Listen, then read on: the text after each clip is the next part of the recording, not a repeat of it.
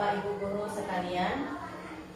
Di sini saya mengucapkan terima kasih karena Bapak Ibu telah meluangkan waktu untuk berkumpul di kelas ini untuk menghadiri atau mengikuti kegiatan saya dalam membagikan atau diseminasi pemahaman dan pengalaman tentang penerapan budaya positif.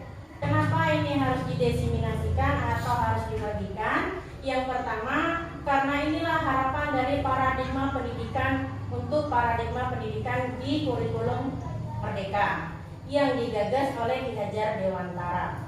Sebelumnya, selamat datang para guru hebat. Mari kita belajar bersama, berkolaborasi, kemudian saling mendukung demi mewujudkan budaya positif di lingkungan sekolah kita. Dalam materi ini, konsep utama dalam budaya positif ada yang pertama namanya perubahan paradigma belajar. Paradigma belajar itu selama ini konsep kita belajar yang penting anak itu mencapai nilai tinggi. Itu kriteria untuk menentukan memberikan bahwa anak ini berhasil. Acuan kita adalah nilai. Tetapi pada kurikulum sekarang tidak. Paradigma belajar itu yang bagaimana? Anak merdeka. Anak merdeka itu berarti inisiatif pembelajaran itu tetap dimulai dari anak karena anak atau siswa itu merupakan student centernya. Pusat pembelajarannya kepada anak. Tetapi walaupun anak menginginkan banyak keinginan, kita tetap memfilternya, punya acuannya. Kemudian disiplin positif. Disiplin positif ini selama ini kalau kita ada peraturan, ada hukuman, ada penghargaan. Nah, di disiplin positif ini nanti akan ada yang namanya masuk ke dalam keyakinan kelas. Kemudian yang ketiga ada kebutuhan dasar manusia. Yang keempat ada motivasi perilaku manusia. Ketika kita melakukan suatu tindakan pasti ada motivasinya. Selanjutnya ada posisi kontrol restitusi. Yang keenam keyakinan kelas. Yang terakhir adalah segitiga restitusi. Jadi ada 7 materi. Nah, ini pembelajaran dengan paradigma baru. Kalau dulu pembelajaran itu yang penting yang kita acuannya adalah nilai tertinggi anak akan berhasil, ternyata sekarang tidak lagi. Maka paradigma pembelajaran dengan paradigma baru yang dirancang atau yang dibuat berdasarkan prinsip pembelajaran yang terdiferensiasi, sudah disamakan, dilihat kebutuhan masing-masing anak, sehingga setiap siswa belajar sesuai kebutuhan dan tahap perkembangannya untuk mewujudkan profil pelajar Pancasila. Nah, ini disiplin positif. Kata disiplin itu sering dihubungkan dengan hukuman, padahal itu sangat berbeda. Karena belajar tentang disiplin itu tidak harus memberikan hukuman. Justru hukuman adalah alternatif terakhir. Itu pun jika perlu jangan digunakan. Kemudian dalam budaya kita makna disiplin menjadi sesuatu yang dilakukan seorang pada orang lain untuk mendapatkan kepatuhan, sehingga cenderung dihubungkan dengan ketidaknyamanan. Yang ketiga ada disiplin positif, yang dimaksud adalah disiplin diri. Mendisiplinkan diri itu yang positif itu tidak lagi dari luar atau eksternal, tapi dari internal, dari dirinya sendiri. Sehingga sebagai pendidik, tujuan kita adalah menciptakan murid yang memiliki disiplin diri sehingga mereka dapat berperilaku dengan mengacu pada nilai-nilai kebajikan universal dan memiliki motivasi intrinsik. Motivasi intrinsik itu kesadaran diri, motivasi yang muncul dari dirinya sendiri, tidak karena orang lain. Ini saya katakan tadi, selama ini kita mengenal hukuman, kemudian penghargaan. Ada hukuman itu kalau tidak dia melanggar peraturan, kita beri hukuman, ada hukumannya.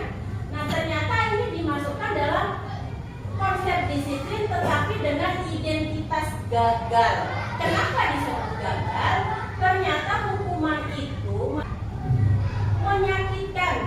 Walaupun tidak secara fisik, rasanya menyakitkan, tidak nyaman, muncul rasa tidak nyaman. Ketika anak melanggar kita hukum, ada rasa malu kan, ada rasa minder seperti itu. Kemudian merasa takut. Nah biasanya kalau ada hukuman ini melaksanakannya karena terpaksa, jadi memaksa. Kemudian murid menyembunyikan kesalahan. Murid menyembunyikan kesalahan karena dia takut dihukum, jadi kadang-kadang dia tidak jujur. Nah itu menyembunyikan kesalahan. Kemudian murid menjadi rendah diri. Dan ternyata itu tidak dibenarkan seharusnya. Nah, kemudian ada penghargaan. Nah, ternyata penghargaan itu bisa juga dikatakan gagal karena kurang efektif. Kemudian merusak hubungan antar sesama. Pasti ada anak itu. Ya, rasa iri. Dia menurunkan kualitas. Kemudian mematikan kreativitas. Kreativitas itu mematikan, di sini mematikan kreativitas itu bukan berarti kita menghalangi anak yang ini tadi yang kita kasih penghargaan, tetapi ketika kita acungi jempol A+, dia udah stuck di situ karena dia udah merasa naik, udah merasa tinggi hati, jadi dia tidak akan mencoba lagi yang hal-hal lain dalam materi atau topik yang sama. Tapi kalau anak yang jarang kita kasih atau yang tidak mendapat penghargaan, dia dengan cara ini nggak bisa, kita kasih arahan lagi tetap terus mencari, jadi dia kreatif. Penghargaan itu menghukum. Kenapa menghukum? Ketika anak tersebut kita kasih penghargaan yang sewaktu-waktu ketika yang dia biasa kita kasih penghargaan ternyata tidak mendapat penghargaan, dia merasa sangat menghukum dirinya sendiri. Ada rasa mindernya, ada rasa bersalahnya. Maksudnya yang penghargaan menghukum. Selanjutnya ini, kalau tadi yang identitas gagal, sekarang konsep disiplin itu untuk yang sukses. Apa sebaiknya yang akan kita lakukan? Yang pertama, konsekuensi. Konsekuensi itu tidak berlaku untuk sepanjang waktu pembelajaran. Bisa saja dari jam sekian-sekian karena dia sudah melaksanakan atau melakukan kegiatan yang harus dilakukan, selesai, tidak ada lagi perpanjangan. Memerlukan monitoring. Monitoring itu kan pemantauan setiap anak, pastilah kita beri perlakuan yang sama, kita pantau. Kemudian membantu untuk menerapkan peraturan. Konsekuensi ini akan menuju ke peraturan. Peraturan ini tetapi bukan bunyinya bukan peraturan nanti, karena kalau peraturan pasti ada hukumannya, tapi nanti akan mengacu ke keyakinan kelas.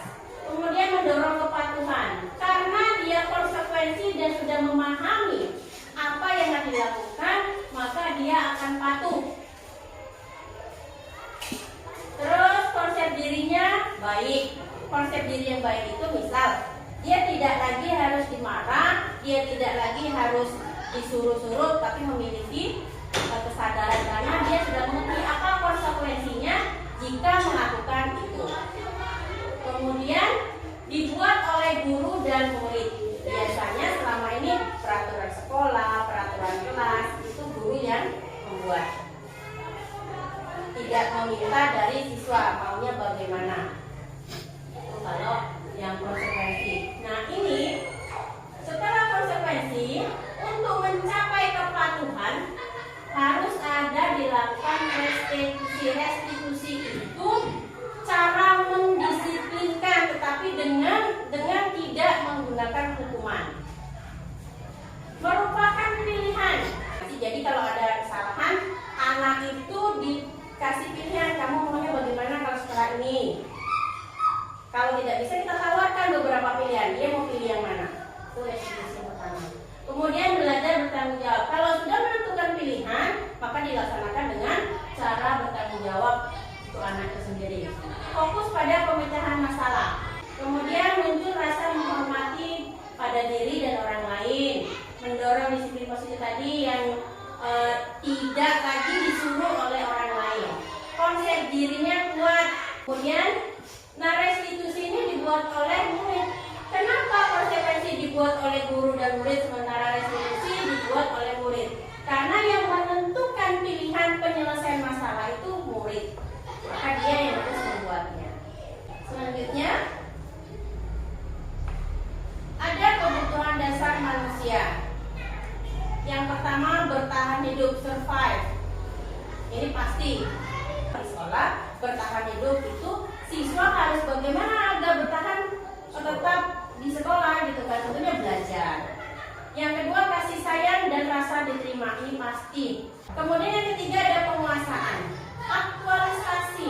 Ketika dia sudah melaksanakan menyelesaikan tugas misalnya, kita bilang, sudah nggak? Sudah Bu. Oh ya bagus, sudah dikerjakan. Coba Ibu lihat. Nah, seperti itu aktualisasinya.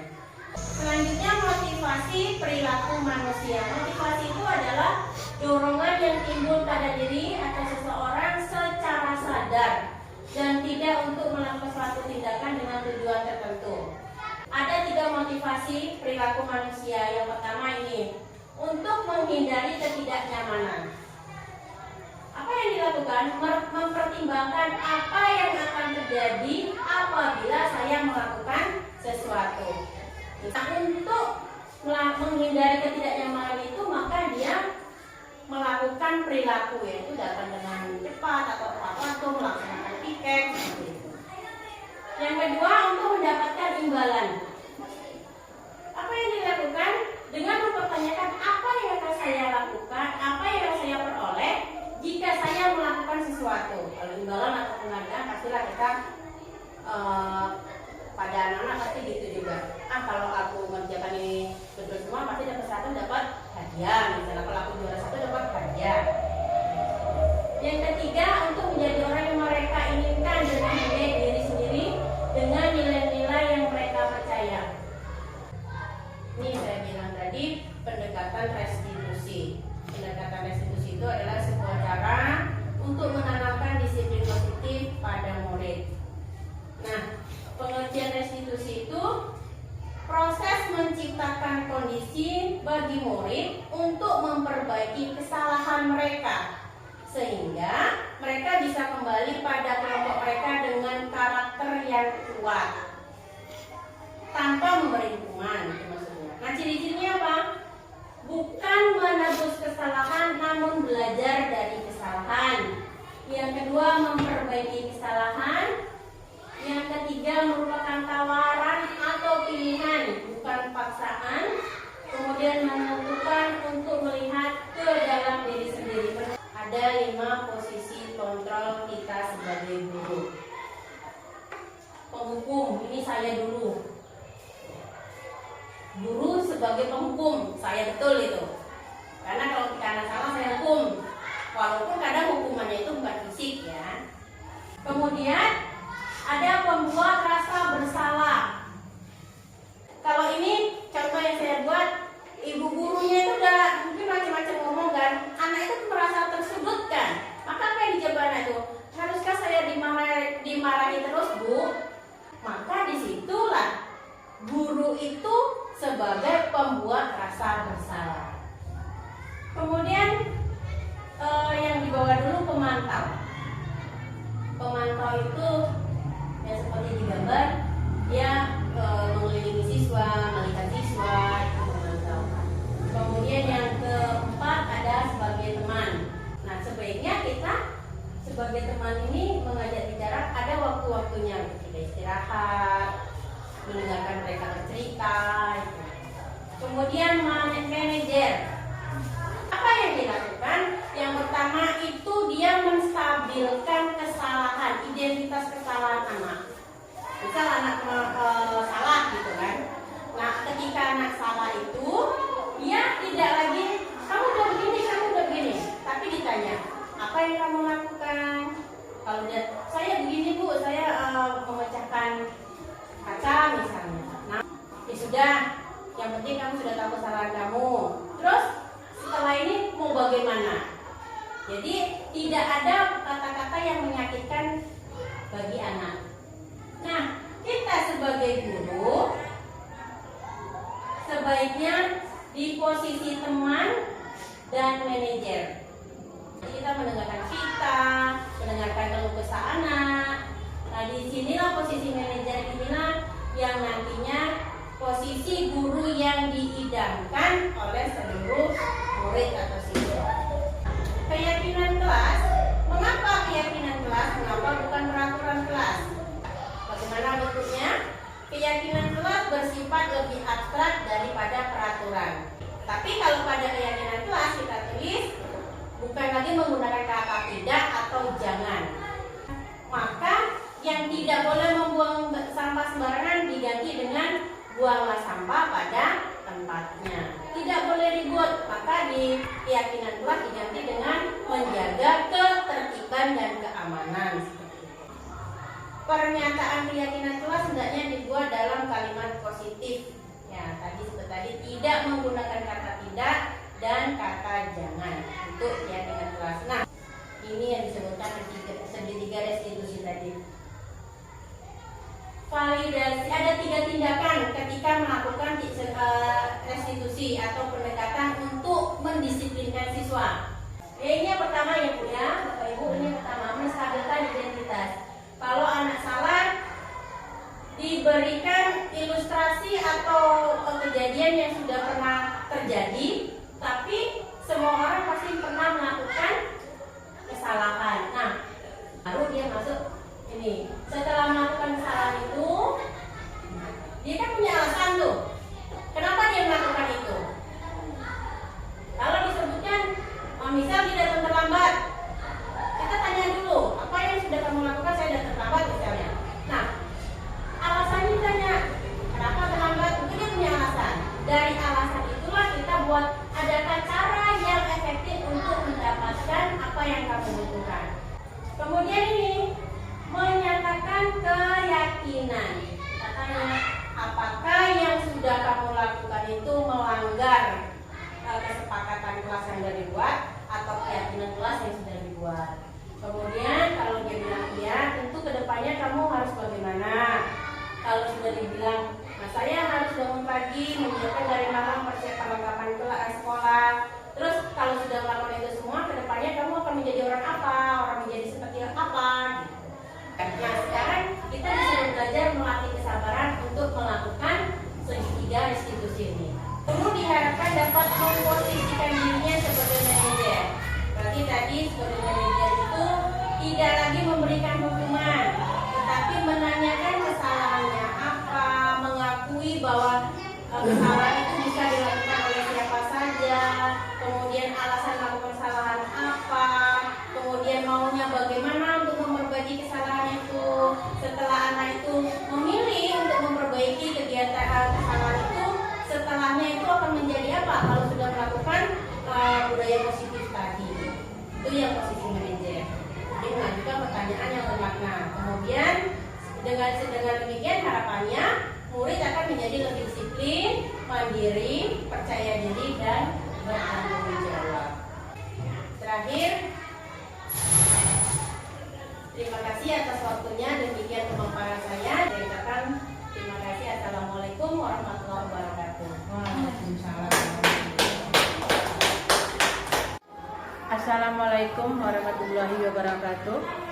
Saya selaku Kepala Sekolah SD 175, nama saya Novrita SPD. Dari yang disampaikan oleh Ibu Miswati dalam penyampaian materi tadi, cukup paham sekali bahwa materi-materi yang disampaikannya itu yaitu tentang konsep disiplin. Menurut kita disiplin ya hukuman yang harus. Rupanya sekarang ya dengan kurikulum adanya guru penggerak ini, kita lebih paham lagi tentang konsep disiplin tadi.